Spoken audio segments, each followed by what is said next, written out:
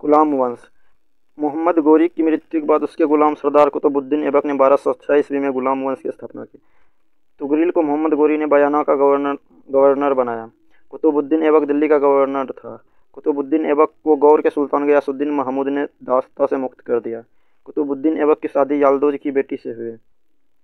1210 ईस्वी में कुतुबुद्दीन ऐबक की मृत्यु लाहौर के चौगान पोलो खेलते समय हुई थी। लाल बख्श लाखों में दान करने वालों के नाम से कुतुबुद्दीन ऐबक को जाना जाता है।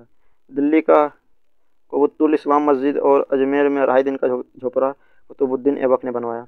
कुतुबुद्दीन ऐबक का राज्याभिषेक जून 1206 ईस्वी में लाहौर में हुआ था। कुतुबुद्दीन ऐबक 1206 से 1210 ईस्वी तक लाहौर से ही शासन किया। ऐबक ने साम्राज्य विस्तार से अधिक ध्यान राज्य से सुदृढ़ीकरण पर दिया। कुतुबुद्दीन ऐबक ने अपनी बहन की शादी नासिरुद्दीन कुबाचा से की थी। कुतुबुद्दीन ऐबक ने अपनी दूसरी पुत्री की शादी इल्तुतमिश से की थी।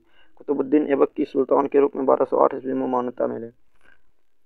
कुतुबुद्दीन ऐबक ने गौरी को भारतीय सल्तनत में मलिक एवं सिपहलाकार एवं हैसियत से पद पर कार्य किया था। कुतुबुद्दीन ऐबक को हातिम द्वितीय की संज्ञा दानशीलता एवं उदारता के कारण दी गई। हसन निजमी एवं फक-ए-मुदबिर को कुतुबुद्दीन ऐबक को संरक्षण प्राप्त था।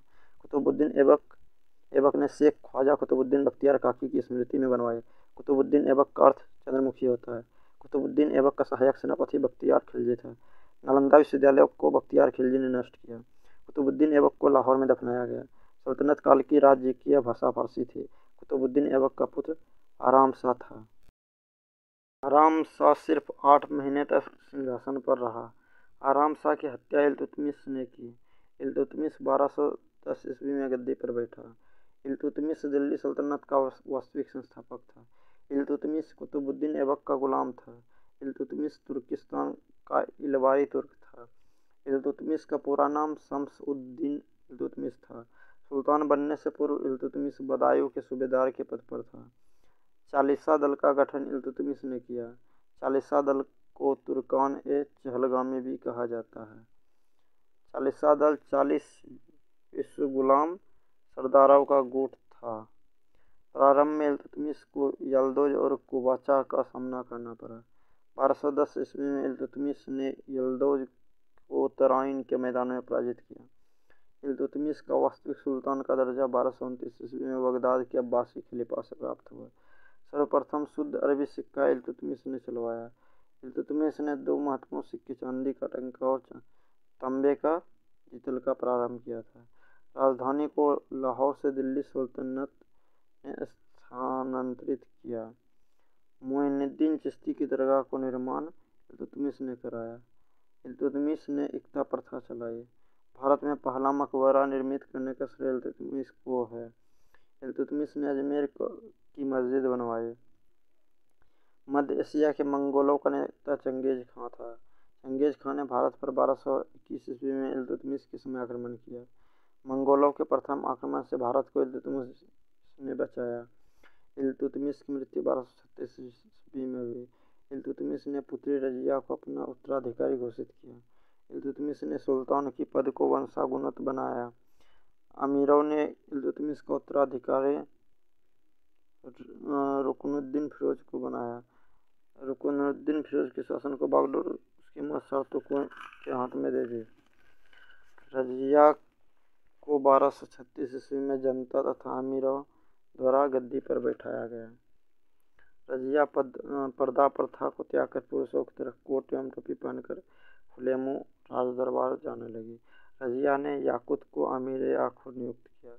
रजिया ने अल्तुनिया को तबर हिंद भटिंडा के अख्तादार नियुक्त किया।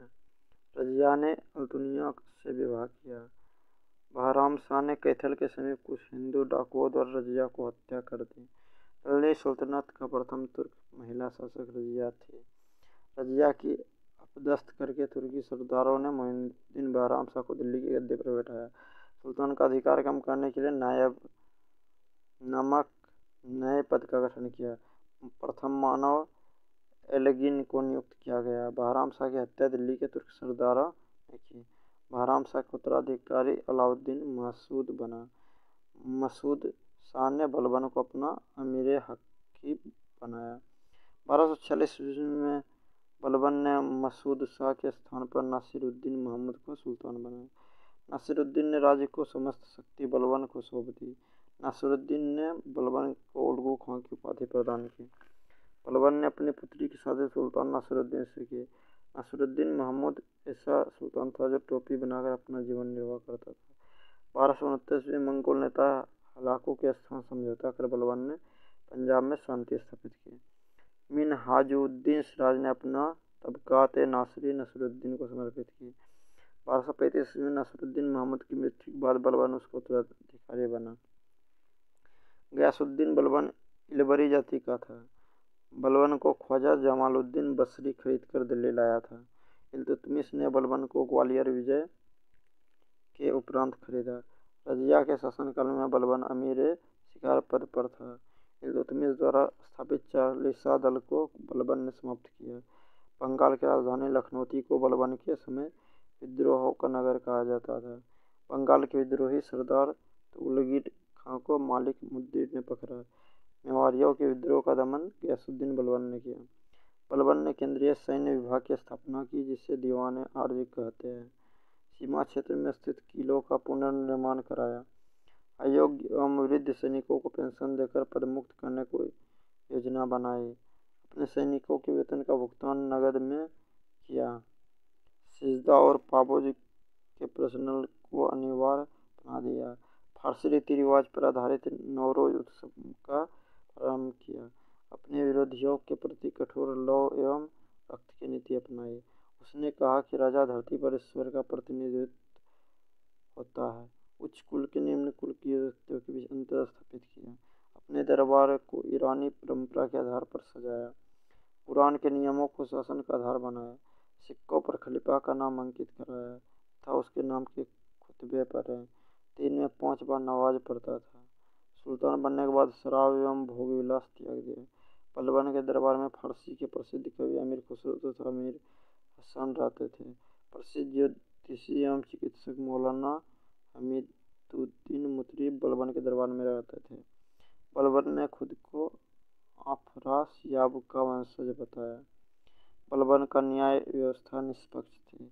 बलबन के शासन की सफलता का मुख्य श्रेय उसका गुप्तचर विभाग था।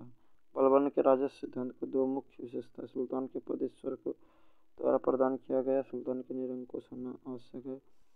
बड़े पुत्र महमूद की मृत्यु के सदमे से बलबन की मृत्यु हो गई।